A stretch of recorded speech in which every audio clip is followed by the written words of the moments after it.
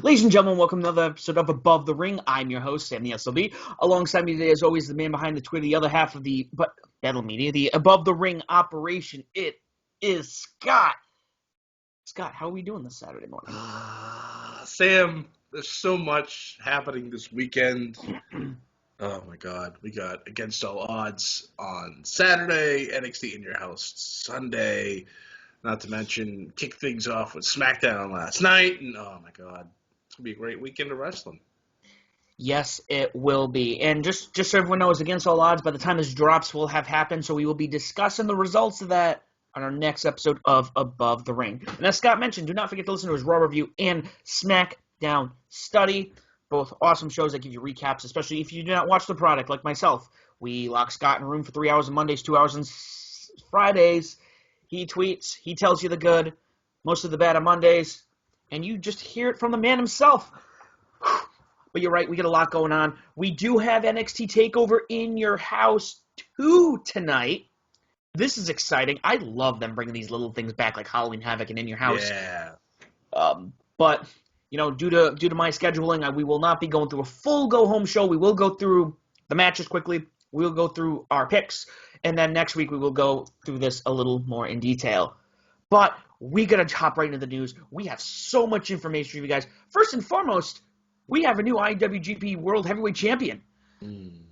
On the 7th, Dominion in Osaka Joe Hall, Shingo Takagi defeated the Rainmaker, Kazuchika Okada, to become the new IWGP World Heavyweight Champion.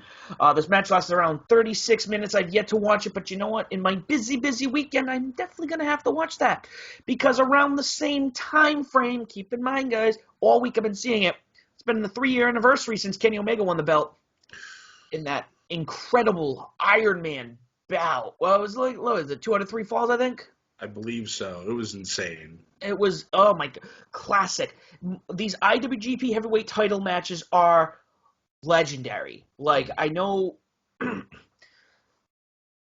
AEW, WWE, all these other companies, there's something about the IWGP title that when they have a match, you're fighting to explain it in somebody who grew up playing Pokemon, it's really like beating the Elite Four and then your rival at the end. It really has that kind of feel to it. So, Shingo Takagi, and I think I said this to you before, I watched him wrestle, I think, Jeff Cobb at Wrestle Kingdom this past year.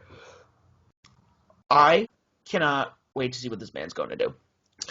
Yeah, from what I've read, he's been the hottest wrestler in 2021 in New Japan and arguably the world.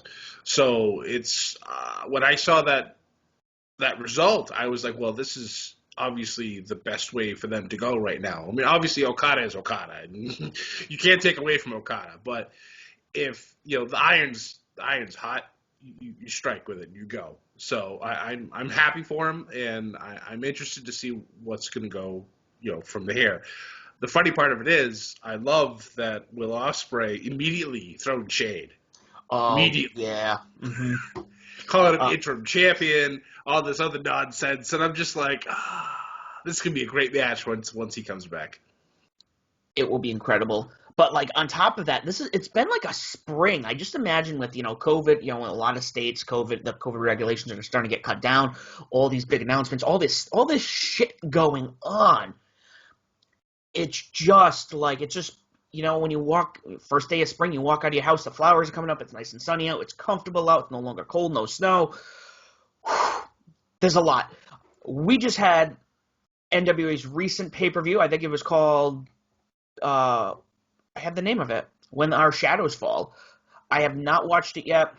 I have no less expectations than the other products they've put out, because NWA just classic, historic feeling wrestling environment. But there was big announcement and big draw at this pay-per-view, or it was either the pay-per-view or it was at the tapings at Power. Mickie James debuted on the NWA, saying she's going to be producing the NWA's first all-women's pay-per-view the night before the 73rd anniversary show of the NWA. Yep. I cannot wait for this.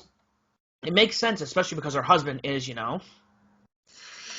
the Real's world champion. So yeah. Carrying around Charlotte and Mickie James would be quite the.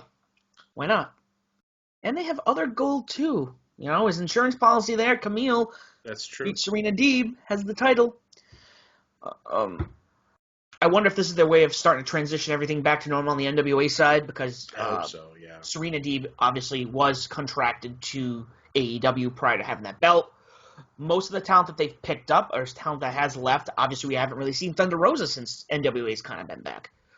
Well, I mean, there was a stipulation, I believe, that Camille put on that match that she had with Thunder Rosa, that if Thunder lost, which she did, she would no longer be allowed on any other wrestling wrestling company until her contract expired. So that would make sense why she hasn't shown up. Ooh, so maybe at some point she'll come back. Oh, man, let me tell you, Thunder Rosa, one of the best, if not the best, women's wrestler that's not signed to a major promotion. The fact that she came in hot, and it was crazy because she was up and coming when you and I started watching NWA. She's up and coming. Yep. And then she became champion. I'm like, okay, I like the feel of Thunder Rosa. She was with Melina and all this other stuff was going on. Then she came in and she just went from, boom, main event status. Yep. The unsanctioned match that her and Britt Baker, one of the best matches probably AEW has ever had. Not just female, one of the best but female matches I think would say in history. One of the best, definitely. Hands down. It was incredible. But I hope she comes back soon. But Mickie James will be producing the pay-per-view. She will not be wrestling in the pay-per-view. And I think we're looking at August 28th. So, in St. Louis. So, they will be traveling for the show. Yes. No, everybody's starting to travel again. I know with AEW, July 7th, I believe, is their first date. WWE starting, I think, on the 16th. So, Sam, we have literally less than 1 month before wrestling is live once again for the fans. Full time, not just like a special event. This is... So, yeah, it's this so much. Especially, another big thing that happened, GCW, you and I, we kind of try to touch on everything we can, get our hands on, all the big news. Nick Gage, I believe who's their world champion GCW's world champion right now, was attacked by a mystery figure earlier this week. Yep. Most people, I believe, thought it was Jon Moxley, which would have been awesome, but instead, we got Matt Cardona. What a swerve. What a swerve. I remember watching that video for the first time, and I'm just like, I see the movement that he's doing. I'm like, oh, it's Mox. He's going to attack him again. And then when he pulls off the mask, even I was like, holy shit. Crowd just went insane. And just, oh, man. He's getting heat for it, too. Because it's so good. That's how you get people. Yep. If I'm not flustered or frustrated or just like that's what I like. That's a good product. Yeah. And Matt Cardona is going to I think his run with Impact's kind of done at this point. I don't think he's wrestling against all odds. He's injured with Impact, but yeah, now obviously he's going to GCW and fighting Nick Gage, and that's probably not going to end well for him. But So, do you think he eventually makes his way to maybe New Japan or NWA? He's really, floating through everything right now. I mean, everything's possible. He's kind of taking that EC3 route, and he's just kind of hitting everybody. So, who knows? He might, after this, he might go to, Ring of Honor. I would probably assume would be a nice spot for a little bit. And, yeah, maybe he'll make his way over to New Japan, and maybe he'll end up eventually coming back to WWE as this, I don't know, mega power. Who knows? It's wrestling. You never know what's going to happen. Yeah. I'm. I need to get on the GCW train. There's a lot going on there. I keep saying it. I need to start watching MLW, especially with them bringing on the Aztec Underground. There's so much, Scott. I know. So, speaking of which, like I said, we will be covering Against All Odds next week. By the time of this recording, it has not happened yet. By the time it drops, it will have happened. We'll touch a little bit on this when we actually hop into the Impact conversation. But before we do that, Scott, let's go through our week. Let's talk about NXT. Good old NXT. Man, I'm telling you, with TakeOver in your house coming on Sunday, they really delivered a beautiful go-home show this past week. We start off with Oni Lorcan and Austin Theory having a fantastic match. Oni getting the dub there, but you had issues with Pete Dunne and Johnny Gargano fighting, and it's just, that was a hot way to start off the show. We then move on to Legado del Fantasma, challenging essentially Bronson Reed and trying to attack him, but MSK comes down, makes the rescue. So then we have a little 3-on-3. So I'm thinking to myself, oh, okay, maybe they'll add this match to the pay-per-view. Well, not only did they do that, they decided to make this a winner-take-all match. Now, if Legado wins, Santos becomes North American champion, and the other boys, Joaquin Wilde and Raul Mendoza, become tag champs. And obviously, if MSK and Bronson wins, they retain their titles. But I can see some shenanigans happening in this match, so I'm definitely looking forward to that. We then moved on to Swerve Scott and Hero. Oh, God, I love that faction so goddamn much. Taking on Killian Dane. A couple weeks ago, they had some issues in the parking lot where Hit Row was essentially just poking fun at Drake, and Killian just came out of nowhere to defend his buddy. And Swerve said, fine, you want to be on the hit list? That's all right, let's go. Swerve coming out. Of course, Hit Row getting involved, especially Top Dollar. I think Top Dollar is going to be that workhorse, that underdog, not underdog, but that workhorse that's really going to come in and really shine throughout that group later on as he continues to develop. So Swerve getting the win there. We had essentially a squash match for our next match. Mercedes Martinez taking on and defeating Amari Miller. However, Xia Li before the match attacked Mercedes Martinez, leading into their title match coming up at TakeOver. But Mercedes says, I don't give a shit, still destroys her opponent. And we shift over from that. Now, this next segment, I have to say, is probably gave me the most goosebumps I've had in quite a long time. It was the $1 Million Man coming out making his announcement, his $1 Million announcement for the pay-per-view match between LA Knight, Cameron Grimes. So not only are these boys now just going to have themselves a regular match, it's now going to be a ladder match. And you know what happens with ladder matches, Sam? There has to be something you've got to reach for. And ladies and gentlemen, there's always a price. Ladies and gentlemen, it is happening. The $1 Million title is coming back. The winner of this match will be the new $1 Million champion. I about lost my damn mind when I saw that belt. Talking about this now. Oh my god! And I love the reaction of both Cameron and LA Knight when that happened. Like, it's, oh my god! I know that this is like I really can't call it a non-title contest anymore, but it's just, this is one of those things where you have a good feud that's not rotating around a major title.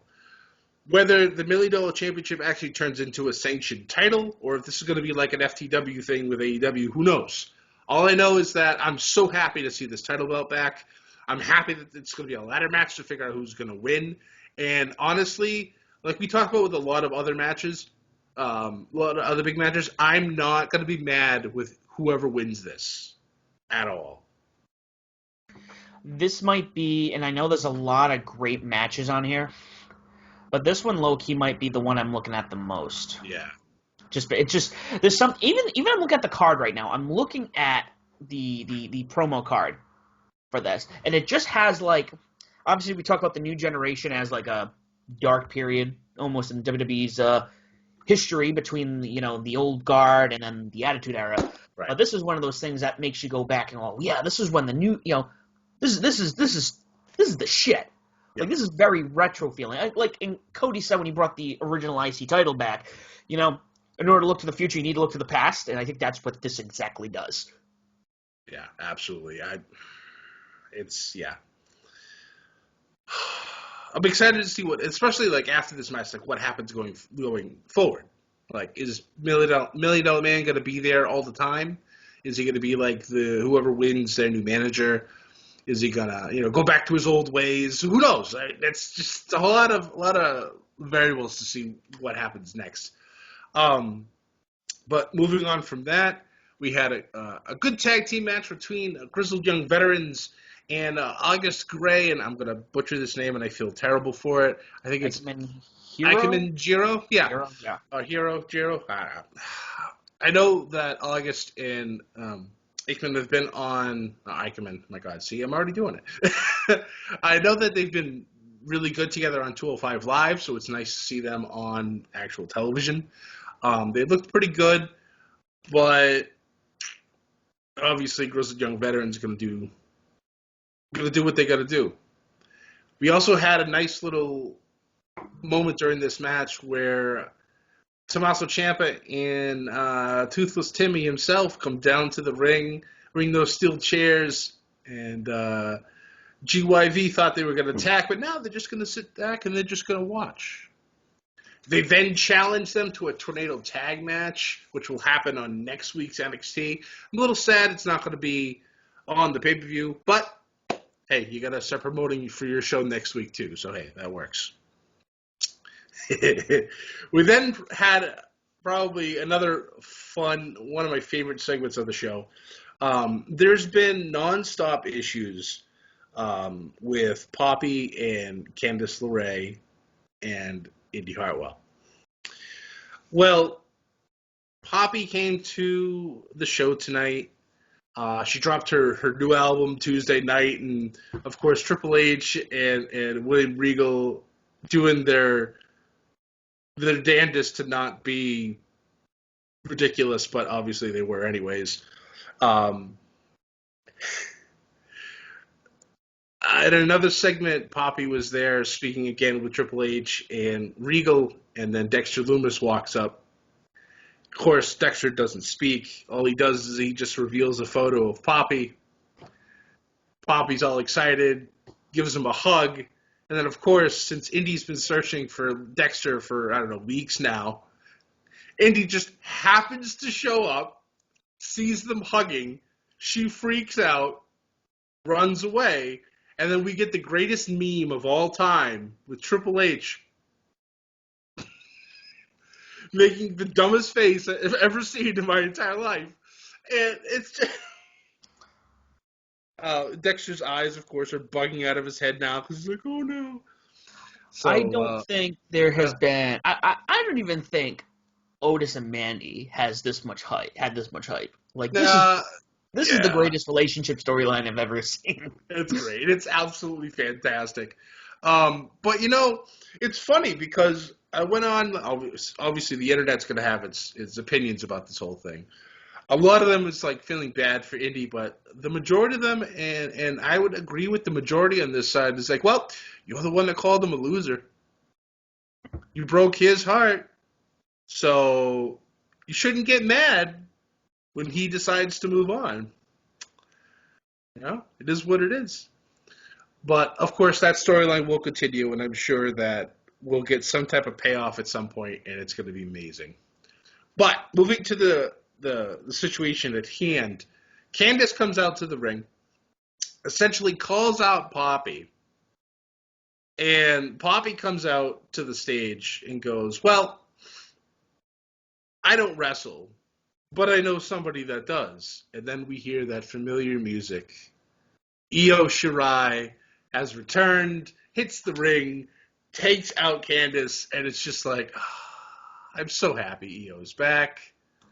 I loved because I did watch that clip, and I'm like, what's Poppy doing? And then like obviously the lights go and you hear the bass, boom, Yeah, boom, boom, and I yeah. was like, another one of those chills down the spine, like, let's Yep, go.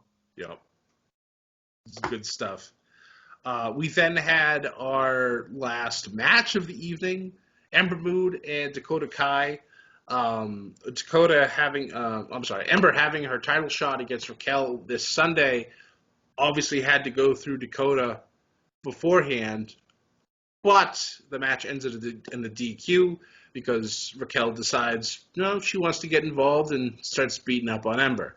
So this is that classic champ's kind of afraid of her opponent, so let's get involved and try to beat her down as often as possible before the match comes Sunday. So I think this one also could be a low-key, really good match. So But we'll again, see. what do I say, Scott? Every takeover. How do we top the last one? That's true. And of course, they're always going to find their way to do it. This last main event segment was probably some of the best hype I've seen in a long time. Like, I was already excited for TakeOver, but after this last bit of business, it took it to that next level. Cross was in the ring, essentially calling everybody out.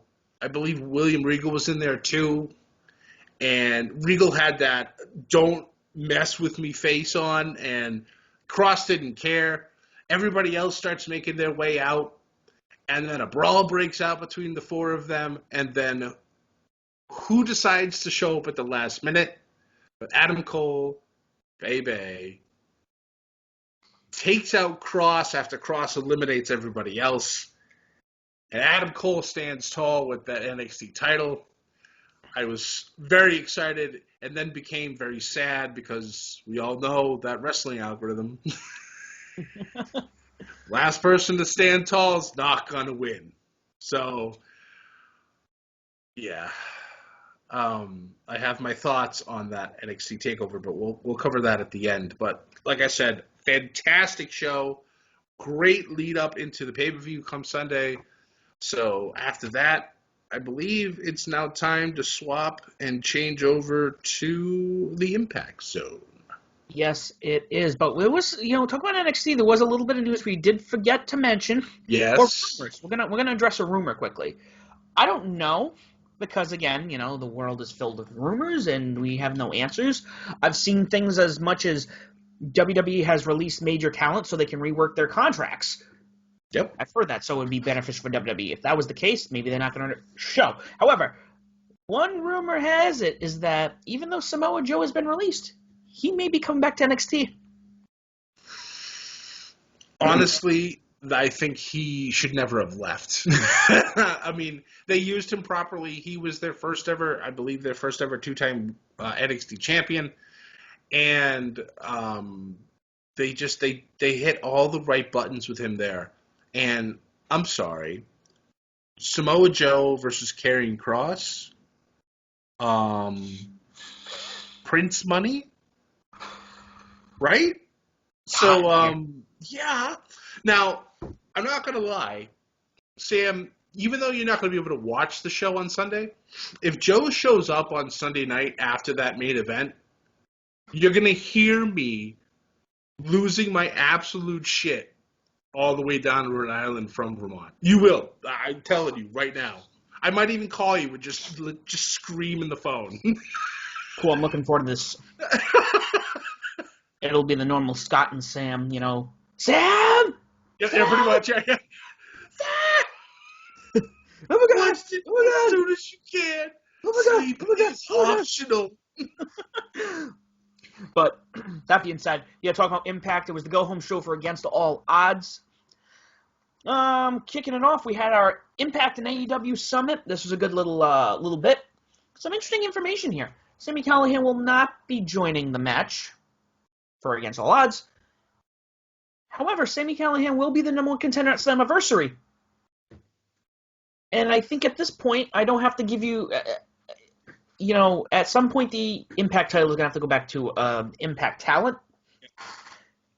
But I want Sami Callihan and Kenny Omega. Yeah. I want it bad. But not only did we get that, because Sami Callihan is so dangerous, the main event's going to happen at Daly's place, which was a swerve. Yeah, I did not see that coming. I'm wondering if they're taping an episode of Dark or Dark Elevation that night. Maybe. And it might just be like a special show. Or the match has already been taped. So, who knows? It could be that as well. It would be cool if it was like the whole lead up, and then the main event, they're in front of a live crowd. Right. Yeah, that makes more sense actually, because they wouldn't have already taped it, because somebody would have leaked it by now. You have over 5,000 fans. Somebody's going to be that asshole, and they're going to leak the match. But I haven't seen it, so clearly, thankfully, it hasn't happened yet. I think my thing is you're going to do it Daly's place, and we're so used to Daly's place being full of people and full of life, so we're going to switch to another empty arena. I think it would be like... Oh, that'd be deflating as hell. It would be a little deflating. So I hope... Oh, I didn't even think of that. I hope not. Well, that's why I'm hoping AEW, hopefully they're doing like a taping tonight, or they're doing something tonight to at least, hey, we're going to actually do this live. Yeah, so, I mean, if that's live, then that's great, because I know Against All Odds starts at 8 p.m., and probably that'll be around close to 10 when that would go live, so that makes sense. So, after that, first match of the night, Havoc taking on Rosemary. Rosemary winning, with Havoc no longer joining the knockout title match at Against All Odds, but they did get jumped by the Virtuosa, as well as Kimberly and Susan. But almost immediately, who the hell? I'm blanking on who came out after that. It might have been Tasha Steele and Taya Valkyrie, Fire and Flavor. So Taya Valkyrie, I'm afraid of it. No, Tasha Steele and Kiera Hogan. Kiera Hogan. I was like, wait, whoa. This was the clusterfuck that I was talking about earlier, where it pretty much went right into the match during commercial. Yeah. Where Tasha Steele was like, I want Kimberly out here now. Went to commercial, came back, and they were wrestling. Steele defeated Lee, because I believe they are wrestling for the... Yep, Knockouts Tag Team the titles. Knockouts Tag. Yep. Following that, another beatdown, and then Havoc and Rosemary come back out. And it looks like Havoc and Rosemary might be looking for some tag gold themselves in the future. Yes, at this point. It fits to have Havoc join Decay. It really does. I just want more options to hear the Decay theme song. I'm just going to tell you straight up. I know. I love it. I love it. Between that and the Moose theme. Actually, yes. Sami Callihan. I love when Sami comes out. Yeah, Sami's good too. So, following that, we had another tag match. It was Rahit Raju, Chris Bay taking on Trey Miguel and P.D. Williams, a prelude into the number one contenders match for the Impact X Division title. I can't tell you, I think this might be, the X Division probably has become one of my favorite mid-cards in all of professional wrestling. There is nothing these guys can do that's wrong. I'm so glad that you said that, because back in the heyday, the X Division was the division. They liked it too, how the Cruiserweight division was in WCW. It was like, yeah, people came to see the big names, but you stayed for that action. And I'm glad that the X Division has brought themselves back to that, I would say, former glory. That fatal five-way to become number one contender for Josh Alexander's X Division title is going to be, I would probably say, other than Moose and Kenny, probably the match of the night. Mm-hmm. And the crazy thing, again, it goes back to the knockouts. Or something like the women's division in NXT.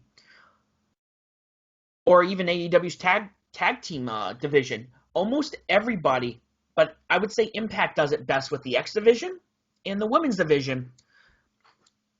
There's no jobber status. Everyone is here. You're looking at top contenders. Anybody can win. Right. It's not like even when you watch, there are tag teams in AEW, you're like, okay, these guys are getting squashed. Right. Or the women's division, we're like, okay, Raquel is going to squash this person. Now, I don't think I've seen a women's match in the time I've watched Impact or an X Division match where I'm like, yeah, this is a squash match. It's Yeah. always a battle for life. Squash matches in general nowadays, I would say, other than WWE, really don't happen all that much. Hmm? I know there was one in AEW this week, and obviously the one I talked about in NXT, but doesn't doesn't happen all that often anymore. No. I mean, there is its purpose. Obviously to put a big talent like we had the Lance Archer one this week. Right. Helps put him over, give him a little more status, gets him that W. But I think also from the other talent's perspective, it gives them that exposure out in front of a crowd. Exactly. It teaches them or it helps them learn to take bumps because that's a big thing. You got to learn how to fall correctly. If you don't fall correctly, you might end up like Will Ospreay. You might end up, if you guys haven't seen Dark Side of the Ring this week, Dynamite Kid, who put himself through hell and whatnot. Yep. We still have to talk about that sometime down the road. Scott and I got to work that one out. Yep. Following that, we had Joe Doran taking on Eddie Edwards, with Eddie Edwards defeating Doran by disqualification. Once that happened, the rest of Empire Design went in there, started kicking the shit out of him. Then we got Kojima coming chasing Joe Doran out. That's a match that's... I'm very interested to see how that match goes. Mm-hmm. I just, especially with Joe Doran, I know All Japan, I've watched some All Japan matches, and you know how I talk about how they treat it like New Japan treats wrestling like a sport? It's still a spectacle. Even to this day, All Japan, it feels straight up like a sport. Like there's not as much of a spectacle, Even Pro Wrestling Noah has that spectacle, that kind of big feel at times, almost like imagine Ring of Honor but elevated. But All Japan's almost like strictly business. So with that, and then Kojima, I mean, he's a legend. He's a New Japan legend. Again, there was something that when I was growing up, when I would read all those biographies, Mick Foley, Stone Cold, Ric Flair's, when you wanted to learn how to wrestle, you went to Japan. Right. You put your work in Japan, and that's always been the way I've rated people, where I've just been like, have they been to Japan? Or even England. I mean, England's another one where they're all hard hitting. It's almost like they're actually fighting. I think they're actually fighting most of the time. Yeah. Getting out of the bars and whatnot. But don't be stereotypical there, Sam. what am I talking about? We're from the Boston area. Bruins lose and we're gonna burn down the opponent's city. Hold on, Sam. Hold on. Yeah, it was a bigger travesty than the death match at the beginning of the year. That being said, the main event, W. Morrissey taking on Willie Mack in a no DQ match. This was a lot of fun. These two kicked the shit out of each other. One of the stipulations being Willie Mack told Rich Swann to stay home, don't get involved. Yep. Which he did not. Morrissey eventually defeated Willie Mack, and it really had to really think about this. Because he's not in the title scene, but I think I've seen Willie Mack in a lot of the main events on Impact since I've started watching. Yeah, he's definitely been real solid for them. But yeah, I know he's a former X Division champion. But I'm trying to think. I don't think I've seen him in like a heavyweight title picture for a while. Maybe he's the guy who beats Kenny. I mean, I wouldn't be upset about that. Willie Mack and Kenny Omega, with Willie Mack defeating Kenny for the title. That's something. Imagine that. Willie Mack, he already looks like a powerhouse. He already looks like a strong caricature. He has a personality. Now imagine you go through the whole Impact roster, and he's the only guy to defeat Kenny Omega for that title. Through the roof. The guy's going to have cred like no tomorrow. Right. But W. Morrissey, it's crazy. Watching him wrestle now, and again, it's kind of like looking at Razor Ramon and Diesel when they went, Scott Hall and Kevin Nash went to WCW. Yep. They were children's characters. Yep. Over there. And then they go, and now they're just themselves. I love what W. Morrissey has become. It's like you forget about, Big Cass. You forget about Um, why can't I think of his name right now? Exactly. See, it Yeah, fits. But obviously, you talk about that, so clearly you can teach that. you can teach that. I love that when Scott Demore said that this week. Oh my, so good. But we're gonna quickly go through the against all odds card. Obviously, you guys have already. By the time this drops, you will have seen it. Kenny Omega taking on Moose, Satoshi Kojima taking on Joe Doran, Deanna Purrazzo taking on Rosemary, Violent by Design taking on Decay, Rich Swann taking on William Morrissey, P. Williams, Trey Miguel, Ace Dawson, Chris Bay, Rahit Raju, Fire and Flavor taking on Kimberly and Susan, Jordan Grace taking on Tennille Dashwood, and of course, Sammy Callahan, Tommy Dreamer taking on the Good Brothers. So, hopefully by the time this drops, hopefully it's a card worth talking about. We will get into the little logistics for the return show on next week. Keep in mind, our shows will be dropping on Sunday until we get back into July. That being said, the reason why we pushed our shows back, here we go, guys. Friday night, Dynamite time. Kicking things off on Dynamite this week, we had Christian Cage taking on Angelico. Phenomenal. Again, you guys, he's so good. You don't get to see the hybrid theory too often, and when you do, they just perfect. And this was a match where you're watching, and Christian, again, he looks incredible. Yeah. You forget how old he is. Like, he just looks great. It's like, why? Why? Why? After the Rumble spot, why? He is just gonna. He doesn't even look like it. You don't want to sign all the old talent, but he definitely looks like somebody who just like hasn't aged in the ring. Yeah, Looks yeah, great. yep. Even missing, what was it, 7 years? He looks like he hasn't missed a beat. Mm-hmm. Still has incredible stamina in the ring, and he's telling great stories, and that's the whole point. If you're not telling a good story wrestling, why are you even there? Yeah, exactly. And then Matt Hardy gave him a twist of fate. I'm telling you, all out. We're getting Matt Hardy and Christian Cage one-on-one. I can feel it. Yeah, it's gonna be good. It's gonna be good. Following that, we had a special announcement from Cody Rhodes. I might have missed this detail, if it was even a detail, but like, oh, we're going to debut a new talent. And I'm like, okay.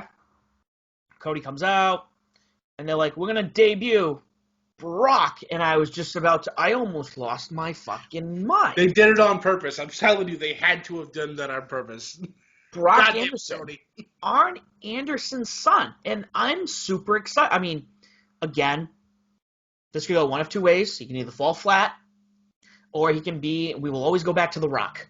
You know, oh, he's this and that, and then you're like, nobody cares about him, and then he's to the moon. He has his moment. It's true. I will have one critique. I'm glad that Brock decided to come dressed to the occasion. Mm-hmm. Like, seriously, not cut off shorts, but like cargo shorts and a polo, while Cody is in a complete tux, essentially, a complete suit, and even Arn dressed, as he should be as the coach. But it's like, come on, man, this is your first impression. You come out looking like a beach hobo. Like, stop it. Yeah, what do we call that back in college? That's the my father's a lawyer attire. The preppy attire. And it's just like, come on. I don't know. Again, It just it immediately rubbed me the wrong way, and I mean, it's like whatever. If he wrestles like his father, I'll be fine with it. Part of me also wonders if he's gonna be, if he'll turn on Cody and join QT Marshall and the Factory. Imagine that. Having Arn be on the other side of things and have his son turn on Cody. I wouldn't be surprised if that happens. Like I said, this was a shock. This was one of those what's going on kind of deal. I didn't expect it. I don't know if he's actually wrestled prior to this. I don't know if he's a factory, a product of the factory, or I believe he's a product of of whatever they're actually calling it. Yeah, the factory, Nightmare Factory, whatever the hell it's called. But I believe he is a student from there. But that's why I'm wondering what's going to happen. Um, I think it'd be a nice swerve to have him turn on Cody and join QT. I think, especially if he does well, I think that'll give that group even more credibility, and that it gives you that interesting dynamic of what's Arn going to do. So, I don't know. Just some more fantasy booking, because that's what we like to do lately. Oh man, good fantasy booking. Yeah, I'm excited to see what happens here. Following that, we had a 6-man tag match: Bucks and Brandon Cutler taking on Pac, Pentel Zero, and Eddie Kingston. This is exactly what you expected. It's funny. I'm sitting there with my buddy Rob, and he goes, Death Triangle. I'll call him Death Triangle, even though it's Kingston's involved. Death Triangle. He's like, they're gonna win because they have Cutler, and Cutler's the guy who's gonna take the pin. And I was like, Yep. that makes sense. And then booyah. Yep. Happened. This was fun. I mean, again, this was exactly what you expected. You got pretty much the heart and soul of what the tag team division was supposed to be. Yeah. Or what, Pac, I don't think people realize Pac was a big investment. He was one of the first signees. Yep. And unfortunately, due to COVID, we haven't seen him as much as we want to. But now we're seeing more of him, and people are seeing. He's so fluid. I was talking to my friend, and I was like, in WWE, as Neville, he was known as the man that gravity forgot. And when you watch the way he wrestles like his body is supposed to do that. Like right, that's an exactly. actual human reaction. Yep. It's incredible. And this match was great. But what I also loved about it, Good Brothers came out. Now we have, and again, this might be dark. This might be being the elite. I don't know. It's tough to keep up with all the extra content. Frankie Kazarian coming out. And on his own. Yep. The Elite Hunter, I guess they're calling him, which I was like, all right, that fits. That fits real well. I think he's been with Christopher Daniels since he left Impact. What are we looking at now? Is it 2017? I think 2016, 2017. The story of how those two came together in Impact is another one of those really awesome story arcs. And then they have never split up really since. They did Impact, they went to ROH, and then they came to AEW, and now with what had happened, I think Daniel's done, completely. You haven't seen him since then. Yeah, so. He looked a little, in the last couple matches he had, and he looked great, but he looked stiff. He kind of looked like Kurt Angle did when he would wrestle. Towards the end, Just like years of just beating his body up. Yeah. I don't think he's leaving the company. He's obviously going to make a great trainer, a great supporter. Right. He's great on the mic, so if they want to use him as a manager for whatever reason. Which I do love the emphasis on managers in this company. Yes. It is wonderful to see at least some company using managers as a big deal. Case in point, like Jade Cargill, I could give two shits about her beforehand, and amazingly enough, now that he's with Smart Mark Sterling, she's so much more interesting now. I don't know what it is. Like it's just that extra dynamic just makes her character more complete. And now I'm like, all right, now I get it. But with her, and you and I've had this discussion before on the show, off the show, she has everything. She's just missing that it factor. She's missing something. Yeah. And once the knob turns slightly to what she needs, it's off there's everything I like about her. I do like the attitude. I do like her, and the ring she's getting better. She's not horrible on the mic. No, not at all. I would say her mic skills are probably her best skills right now. I mean, I haven't seen her wrestle enough to really be like, oh, okay, she's really good. You've seen her a few times, so obviously she's probably still training, which is fine. That's great. But yeah, like it's just something never clicked with me. And now when she's with Mark Sterling, it's just like, all right, I'm starting to get it now. So continue, give me more matches in the ring, make me a believer. That's the biggest thing with me. You need to make me believe what you are. Like your character that you're trying to portray to me. Make me believe it. Do you know what would be ideal and I think would push her over the top? Fantasy booking. Hear me out, Scott. Jade Cargill definitely has I'm starting to feel this larger than life persona, with her manager, with her personality. They're really trying to push her over the top. Mm-hmm. Now, who also has a larger than life personality, who is untouchable right now? Untouchable? Who just like, that's what I'm getting at here, Scott. This could be and I will say Mania, like main event. I just thinking about it. Jade Cargill, and this is a build up. This isn't like we're gonna do this in 2 weeks. A one-off thing, yeah. Build up. Jade Cargill, Britt Baker. Okay. Like, because you gotta remember, they both have these attitudes like, I am hot shit. Yeah.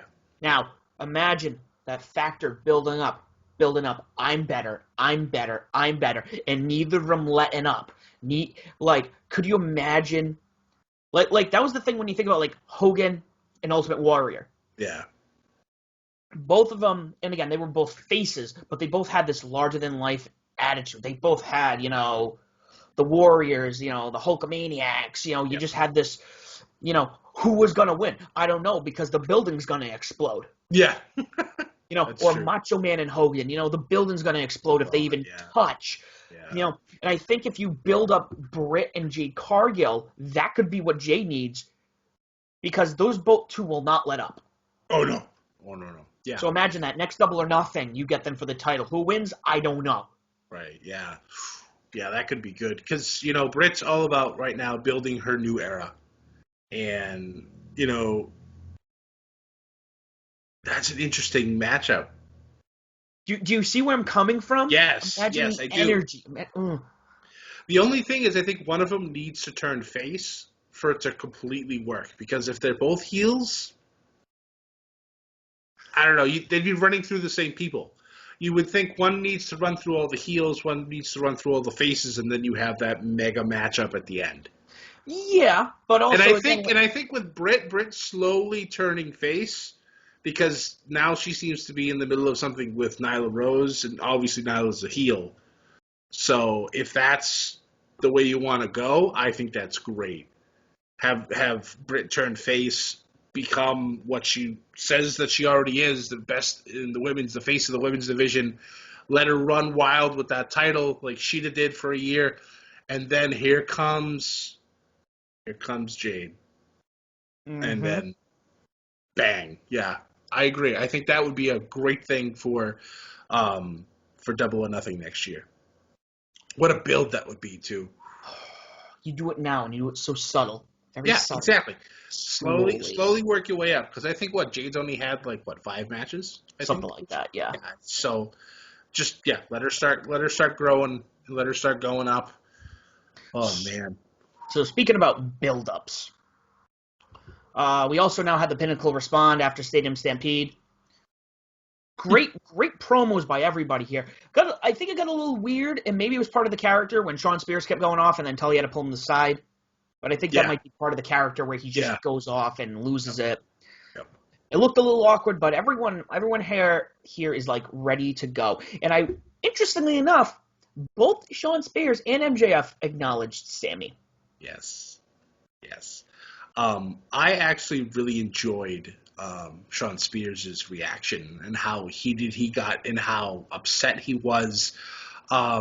Because if you go back to the stuff before the Stadium Stampede, Shawn Spears had that some men are just born to be buried. And if you look at his entire career, outside of part of NXT, he's been buried his entire career. So I think mentally, he's losing it. And I think Tully is trying to make sure he stays a little more grounded. But I want to see a Psycho Shawn Spears. I think that would be absolutely insane. It might be the best run of his career. The Psycho Shawn Spears. Think of that. Yeah, it could be the the moment of his career, and let him make him go into better places. I could easily see him being absolutely crazy, getting kicked out of the Pinnacle at some point, and just going ape shit, and then winning titles and going from there. You never know. I don't know. It's kind of endless at this point, like the possibilities. I've always loved Sean Spears' character, going back to being Ty Dillinger, the coming out in the Rumble at the 10th spot, the crowd just goes insane. It's just, he's always had a great job of connecting with the crowd in one way or the other, either being as a mega face or an asshole heel. He's done a great job both ways. The fact that he had people long after his tenure as Ty Dillinger counting 10 during every 10 count for every digit, yes, should show not a lot of people do that. Oh. Not a lot of people have that power. Not a lot of people get their what moments. Exactly. So I think it says a lot about him, and I think obviously he has he could be a champion. Absolutely.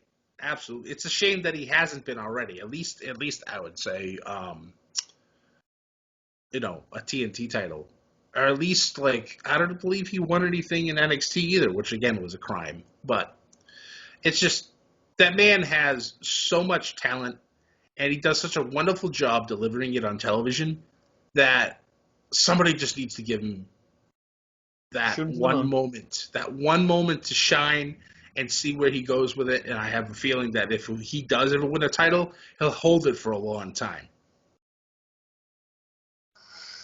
Yes. No, the Pinnacle. I know that even though they've lost, they haven't stopped. Their momentum hasn't, I don't think, stopped. No, really, no. It's also nice to see that, even though there really wasn't a fight last, on on Dynamite, the way that the Inner Circle, oh my God, the way they demolished that limo, that was entertaining. I know some people like to complain, they're like, oh, stop stealing ideas from WWE back in the late 90s. Like, I get it, but when's the last time we've seen a limo get destroyed by somebody? It's been a hot minute. So it's not like it's being done every couple of weeks. It's fine. It's comical. It's nice to see that we still have this whole gang warfare thing going. I know I was kind of over it a few weeks ago, but after last night, I'm like, all right, this is good. We'll see where this goes. And we have that match now with Wardlow and Jake Hager in the MMA match next week has been confirmed. So that should be interesting. I'm not really an MMA guy personally, but it'll be interesting to see how they pull this off in the Octagon. Mm-hmm. Oh, I'm looking forward to it, especially with Wardlow, who I think, too, has the opportunity to be a big He has, like I think I told you, he has that ruthless aggression look, like when Batista came in and Orton came in and Cena came. Like, he just looks like he's there to kill. Yeah. Following that, we did have the TNT title between Miro and Evil Uno. This was so good. Match, like pulling at the heartstrings with Dark Order out there and -1. It's just like, I love Evil Uno. I always have. It's just, I knew Miro was going to win because Miro right now is white hot. And he's not losing that title for a long time. But it's like, you wanted it so bad. But Miro, just too much. Just too much. No, it was. This is why I love this title. And unfortunately, not everyone's going to be able to hold the title.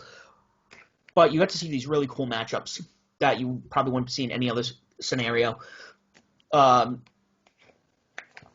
Again, like we've talked about, the Dark Order supposed to be heels, and now they're not. They're just not. It's just, you can't look at them and not be like, especially, again, I will always go back to when they first showed up. When Evil Uno was actually like the head of this group. Yep. It was so good. And interestingly enough, I found out the reason why -1 has not been on TV is because he hadn't been doing his homework. Well, come on.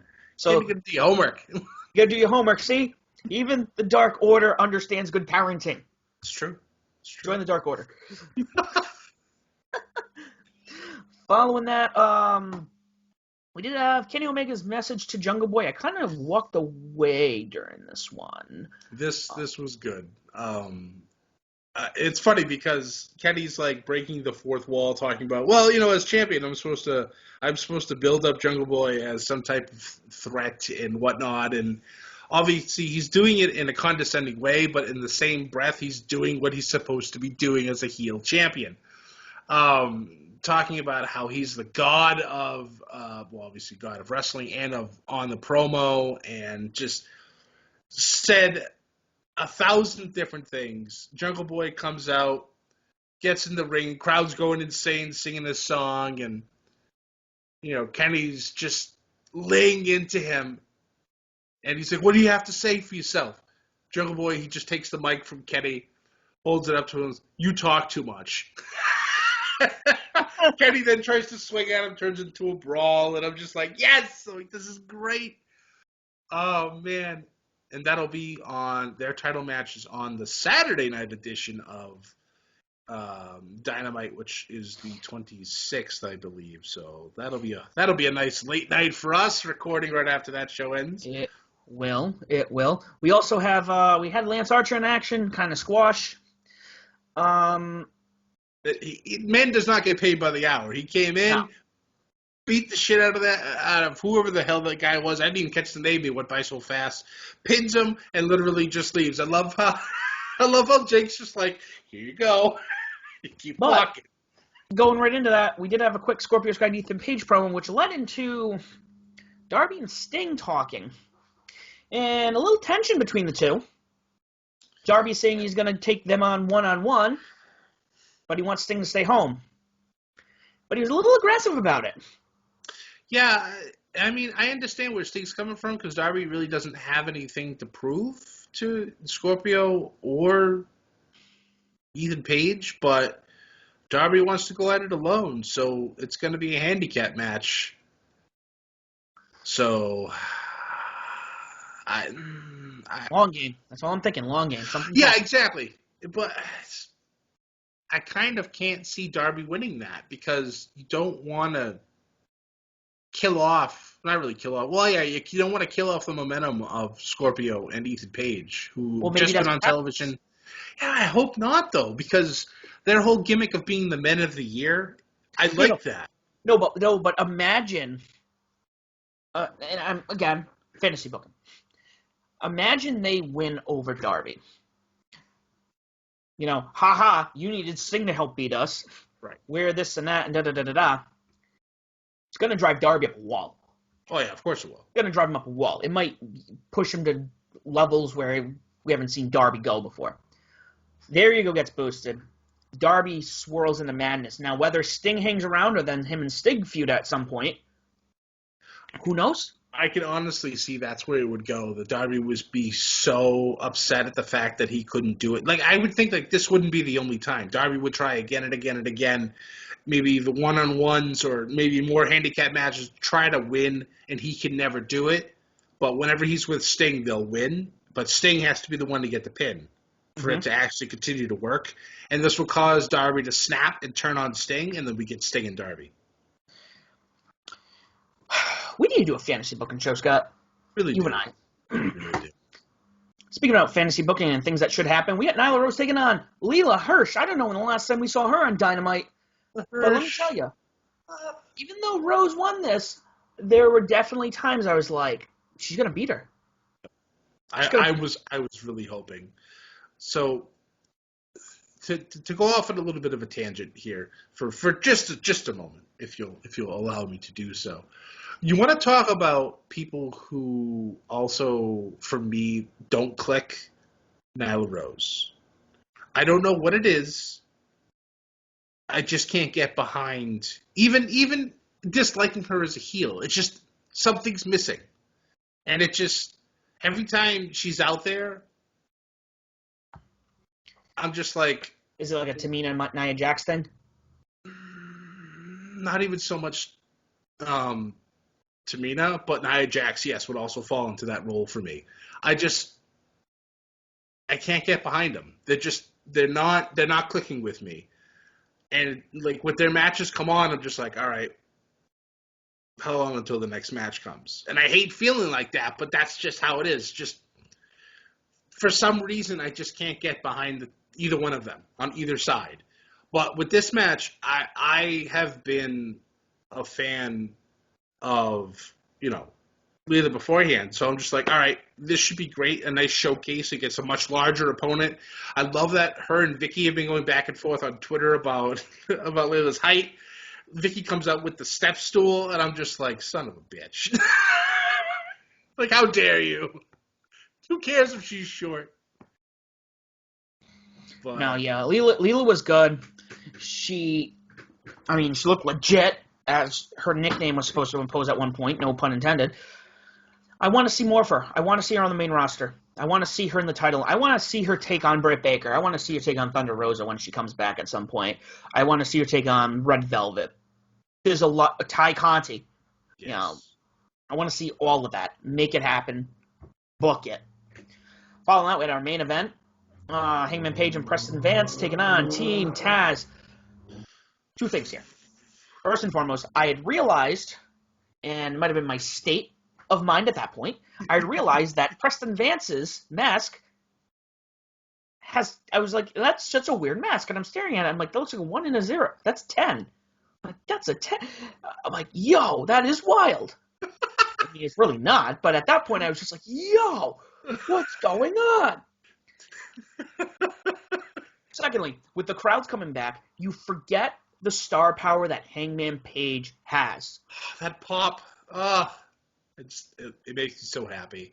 He has everything. Yes. He needs the title for that run. He is going to be I could see him dethroning Kenny, too. Another one. I believe he will be the man that dethrones Kenny Omega in AEW. He has to be at this point. It's just, ever since the crowd has come back, I've listened, and he has received the largest pops out of everybody. And it's just, I really honestly can see him doing it. I don't know when, maybe, I don't know when they're going to put him from being kind of like a tag thing with Dark Order to pushing him to the moon and having him go after Kenny. I don't know what they'll do, how they'll get there, but having that one-on-one match again between the two of them is going to be a highlight of a pay-per-view and the crowning of Adam Page. It's gonna. I already feel like, okay, so, and it fits his character because he's supposed to be. He's not a cowboy, but kind of implied, Right? That he is.